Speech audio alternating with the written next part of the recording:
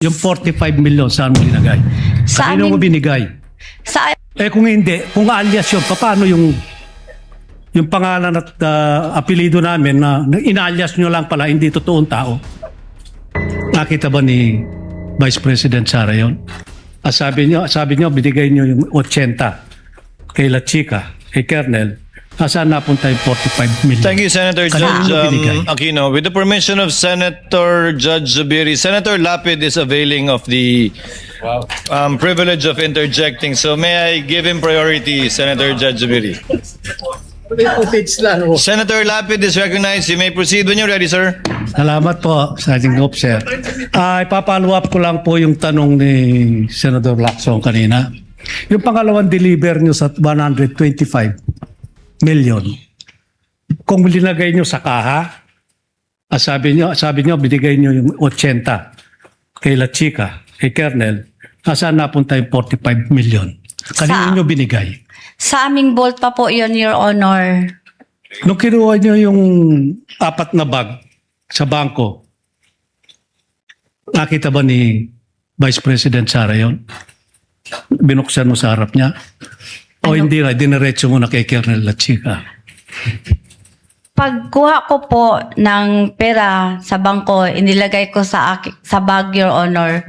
Dinala po namin yon sa opisina po namin at doon po nilagay ko po sa aking extension office, Your Honor. Hindi mo linagay sa vault? Yung first withdrawal po, Your Honor, yung 2022, hindi na po nailagay sa vault, Hindi, Your yung Honor. pangalawa. Sabi mo, naibigay mo kay La Chica yung 80. Yung 45 million, saan mo linagay? Sa Kanino mo aming- binigay?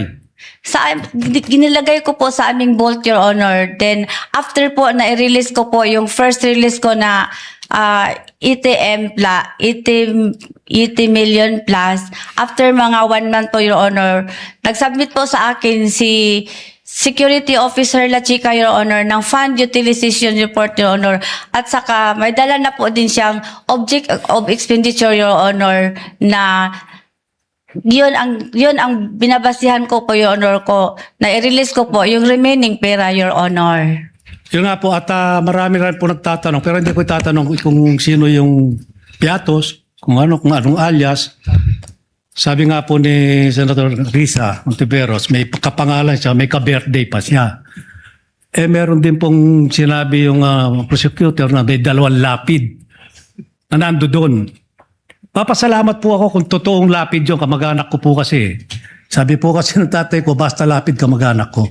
Kaya magpapasalamat po ako sa defense at kay La Chica kung nabigyan yung kamag-anak ko. Kung hindi, kung alias yun, paano yung pangalan at apelido namin na inalias nyo lang pala, hindi totoong tao? Your Honor, yung mga documents po na yan ay galing po sa Security Officer, Your Honor, na si Colonel La Chica, Your Honor, na itinalaga po ni Vice President, Your Honor. Kaya po nag-rely po ako, Your Honor, sa kanya kasi meron po siyang office order, Your Honor, na siya ang security officer, Your Honor, at siya po ang mag-implement ng mga various confidential operation or activities, Your Honor. Ba't yung pinagkatiwalaan si Colonel La Chica, may nakita ba kayong background niya? Nung siya, active pa siya hanggang ngayon, meron ba siyang intelligence fund sa office niya, na sarili niya? Kasi karamihan ng mayor, local official, military, police, army, navy, may mga intelligence fund po yan. Siya ba meron bang sariling intelligence fund? Hindi ko alam, Your Honor. Hindi mo inalam? Hindi ko alam,